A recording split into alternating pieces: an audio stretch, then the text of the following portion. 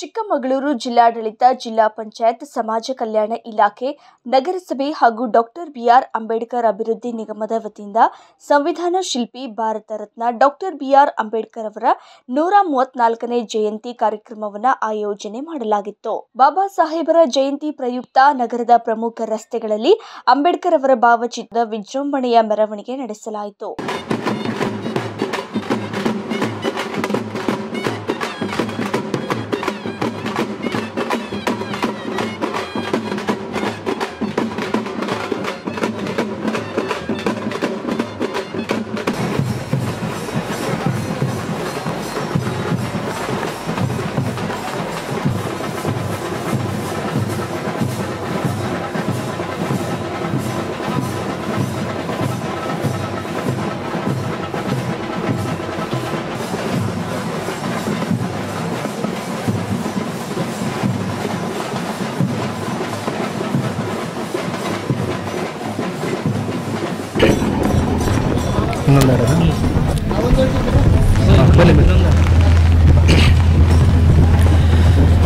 जय भीमा ओ जय भीमा निन्न ಚಲವನ್ನು ಎನಗೆ ನೀಡಯ್ಯ.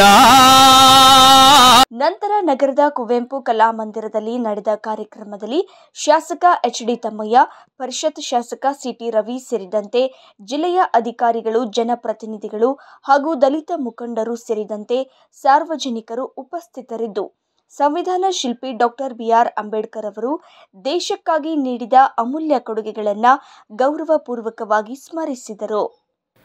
ನಾನು ಮೊದಲನೇದಾಗಿ ಎಲ್ರಿಗೂ 134ನೇ ಡಾಕ್ಟರ್ ಬಿಆರ್ ಅಂಬೇಡ್ಕರ್ ಅವರ ಜನ್ಮ ದಿನಾಚರಣೆಯ ಶುಭಾಶಯಗಳನ್ನು ಸಲ್ಲಿಸಲಿಕ್ಕೆ ಮೊದಲು ಬಯಸ್ತೇನೆ.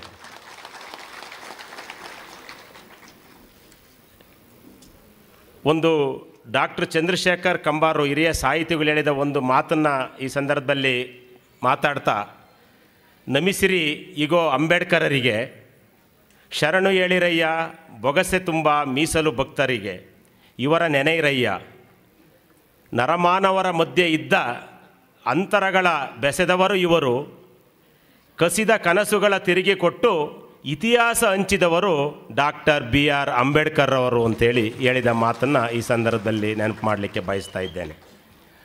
ಬಹುಶಃ ಈಗ ಒಂದು ಆಧುನಿಕ ಜಗತ್ತಿನಲ್ಲಿ ಭಾರತ ಕಂಡಂಥ ಅದ್ವಿತೀಯ ರಾಜನೀತಿಜ್ಞ, ವೃಷ್ಟಾರ ಮತ್ತು ಸಮಾನತೆಯ ಸೂರ್ಯ,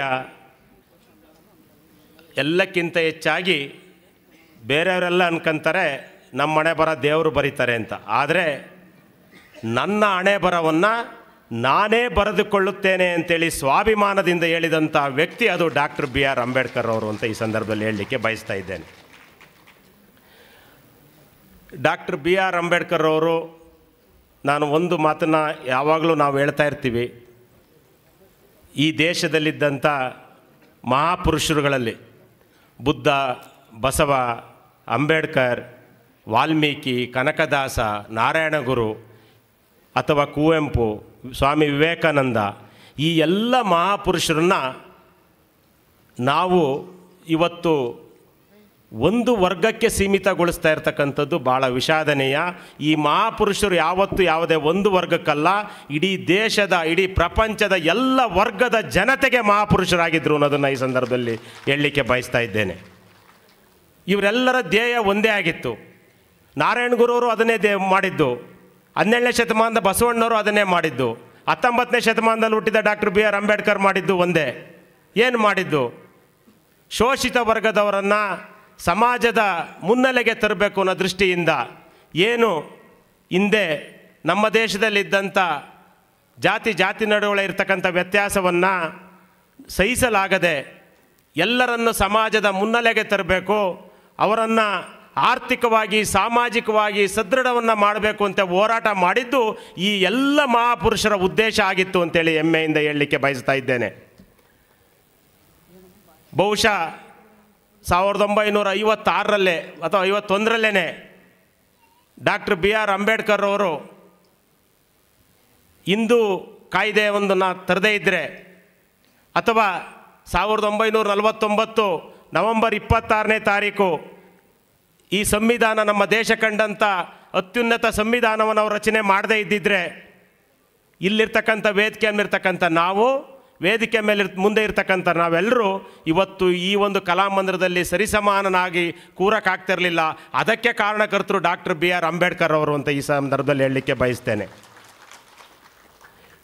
1951 ಅಥವಾ 56ರಲ್ಲಿ ಏನು ಹಿಂದೂ ಬಿಲ್ ಬರೀತಾರೆ ಅದನ್ನು ಜಾರಿಗೆ ತರೋದಕ್ಕೆ ಅವತ್ತಿನ ಪ್ರಧಾನಿಗಳಿಗೆ ಸುಮಾರು 15 ವರ್ಷ ಬೇಕಾಗ್ತದೆ. ಆ ಕಾಯ್ದೆ ತಂದಿರೋ ಉದ್ದೇಶ ಅವತ್ತು ಏನು ಸಮಾಜದಲ್ಲಿ ಹೆಣ್ಣು ಮಕ್ಕಳಿಗೆ ಸಮಾನತೆ ಇರಲಿಲ್ಲ ಅಥವಾ ಅವರಿಗೆ ಕುಟುಂಬದಲ್ಲಿ ಆಸ್ತಿ ಇರಲಿಲ್ಲ. ಈ ಎಲ್ಲ ಹೆಣ್ಣು ಮಕ್ಕಳಿಗೆ ಇರ್ತಕ್ಕಂಥ ಎಲ್ಲ ನೋವನ್ನು ಕಂಡು ಅವತ್ತು ಹೆಣ್ಣು ಮಕ್ಕಳನ್ನು ಸಮಾಜದ ಮುನ್ನೆಲೆಗಾಗಿ ತರಬೇಕು ಅನ್ನೋ ದೃಷ್ಟಿಯಿಂದ ಆ ಕಾಯ್ದೆಯನ್ನು ರಚಿಸ್ತಾರೆ ಡಾಕ್ಟರ್ ಬಿ ಆರ್ ಅಂಬೇಡ್ಕರ್ ಅವರು. ಇವತ್ತಿಲ್ಲಿರ್ತಕ್ಕಂಥ ಹೆಣ್ಣು ಮಕ್ಕಳು, ಇವತ್ತು ದೇಶದಲ್ಲಿರ್ತಕ್ಕಂಥ ಹೆಣ್ಣು ಮಕ್ಕಳು ಇವತ್ತೇನಾದ್ರು ಸಮಾಜದ ಮುನ್ನೆಲೆಗೆ ಬಂದಿದ್ದಾರೆ ಅಂದರೆ ಅದಕ್ಕೂ ಸಹ ಕಾರಣಕರ್ತರು ಡಾಕ್ಟರ್ ಬಿ ಆರ್ ಅಂಬೇಡ್ಕರ್ ಅಂತ ಹೆಮ್ಮೆಯಿಂದ ಹೇಳಲಿಕ್ಕೆ ಬಯಸ್ತಾ ಇದ್ದೇವೆ. ಸಂವಿಧಾನ ಶಿಲ್ಪಿ ಡಾಕ್ಟರ್ ಬಿ ಆರ್ ಅಂಬೇಡ್ಕರ್ ಅವರನ್ನು ಅವರ ಜನ್ಮದಿನವನ್ನು ನಾವೆಲ್ಲರೂ ಆಚರಿಸ್ತಾ ಇದ್ದೀವಿ. ನನಗೆ ಈ ಸಂದರ್ಭದಲ್ಲಿ ನೆನಪಾಗಿದ್ದು ಡಿ ವಿ ಜಿಯವರ ಒಂದು ಕಗ್ಗ, ಹೋರಾಡು ಬೀಳ್ವನ್ನ ಒಬ್ಬಂಟಿ ಆದೊಡಂ ಧೀರ ಪಥವನೇ ಬೆದಕು ಸಕಲ ಸಮಯದಳು ದೂರದಲ್ಲಿ ಗೊಣಗುತ್ತಾ ಬಾಳುವ ಬಾಳ್ಗೇನು ಬೆಲೆ ಹೋರಿ ಸತ್ವವ ಮೆರೆಸು ಮಂಕುತಿಮ್ಮ ಅಂಥೇಳಿ. ಒಂದು ವೇಳೆ ಪ್ರವಾಹದ ಜೊತೆಗೇ ಸಾಗಿದ್ದರೆ ಅಂಬೇಡ್ಕರ್ ಅವರನ್ನು ನಾವೆಲ್ಲ ನೆನಪು ಮಾಡ್ಕೊಳ್ತಿದ್ವಿ.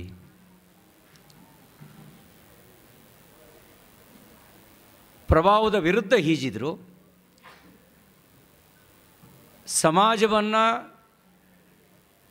ರಾಷ್ಟ್ರದ ಮುಖ್ಯವಾಹಿನಿ ಜೊತೆಗೆ ಜೋಡಿಸಬೇಕು ಅನ್ನುವ ಸಂಕಲ್ಪದೊಂದಿಗೆ ಈಜಿದ್ರು. ಅವತ್ತು ದೊಡ್ಡ ಬಲ ಇಟ್ಕೊಂಡು ಹೋರಾಟ ಮಾಡಲಿಲ್ಲ. ಏಕಾಂಗಿಯಾದರೂ ಕೂಡ